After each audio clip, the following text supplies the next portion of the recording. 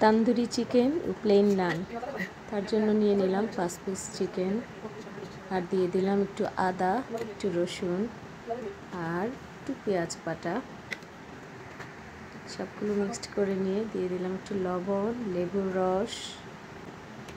তারপর হচ্ছে জার্মানি থেকে পাঠিয়েছিলেন এক ভাবি, বিউটি ভাবি, সেই ভাবির তান্দুরি মশলা। এই মশলাটা অনেক ভালো।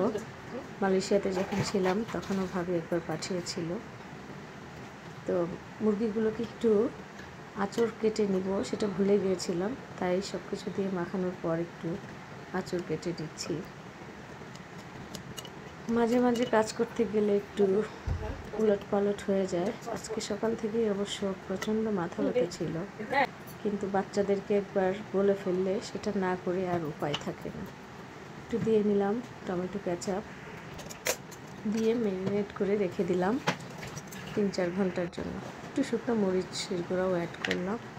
আর এখানে নিয়ে নিলাম 2 কাপ ময়দা, একটু ইস্ট, একটু চিনি, লবণটা আমি শুরুতেই দিই, কিন্তু আজকে সেই ভুলের ধারাবাহিকতায় এটাও একটা মিস্টেক। তারপরে দিয়ে দিলাম গরম দুধ, মোটামুটি কুসুম গরমের চাইতে একটু বেশি, এটাই আমি ব্যবহার করি। তারপর খানিকটা মধ্যে তারপরে দিয়ে দেব তেল। কিছু কিছু জিনিস দেখা যায় আমি একটু পরিমাপ করে অভ্যস্ত না, হাতের আন্দাজেই কাজ করে থাকি বেশিরভাগ। তেলটাও আমি আন্দাজ মতো দিয়ে দিলাম। তারপর এটা চুলার মাঝখানে রেখে দিলাম কিছু সময়ের জন্য। এই ম্যারিনেট করার সময় একটু তেল দেওয়া দরকার ছিল, সেটাও আজকে ভুলে গিয়েছিলাম এই মাথা ব্যথার জন্যই।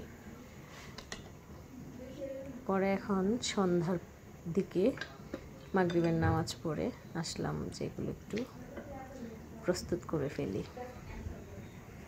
প্রথমে গ্রিল প্যানে একটু ওয়েল দিয়ে নিলাম,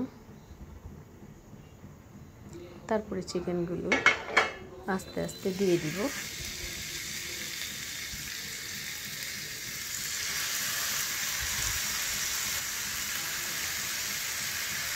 শরীর ভালো না থাকলে আসলে কোনো কিছুতেই পারফেকশন আসে না। যাই হোক, কাজে যেহেতু নেমে পড়েছি, ফিনিশিং তো দিতেই হবে। চিকেনগুলো দিয়ে দিলাম। ইন দ্য টাইম ডোটাকে একটু প্রস্তুত করে নেই নানের জন্য। আজকে জাস্ট প্লেন নান বানাবো। আজকে নানের ডোটা মাখতে গিয়ে দেখি যে ময়দাও শেষ হয়ে আসছে। কোনো রকম 2 কাপ ময়দা ছিল, সেটা দিয়েই একটু করে নিলাম। যদি ময়দা আর একটু থাকতো হয়তো 3-4 কাপের নান রুটি বানানো হতো, কিন্তু যেহেতু ময়দা শেষ হয়ে গিয়েছিল তাই অল্প করেই নানের প্রস্তুতি। বাকিটা হয়তো ঘরে বানানো পরোটা দিয়ে মেকআপ দিতে হবে।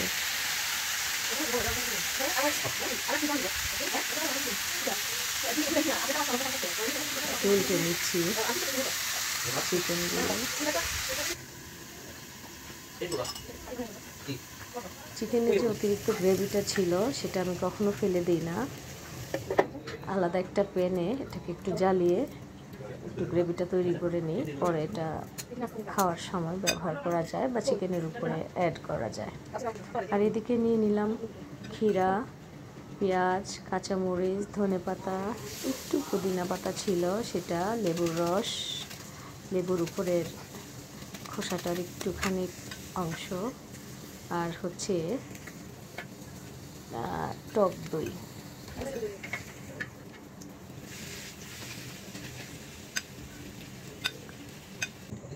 মোটামুটি প্রস্তুত হয়ে গেছে সালাদ। তারপরে এবার হচ্ছে আগে আয়নের জন্য রেডি করছি, তাই পরোটা একটা ভেজে নিলাম। তারপরে হচ্ছে নানটাকে, আয়ন অবশ্য আমাকে হেল্প করছে।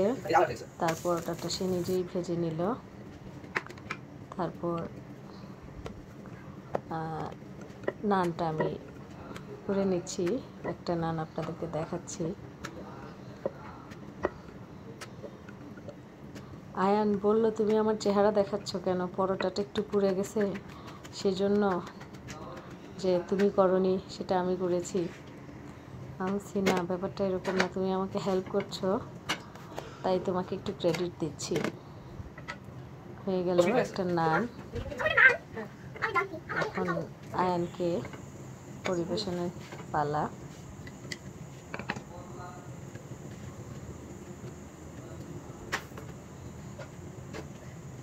আরেকটা নান দিয়ে রেখে গেলাম, আর ওইদিকে হচ্ছে আয়ানকে একটু খেতে দিয়ে আসতে গেলাম।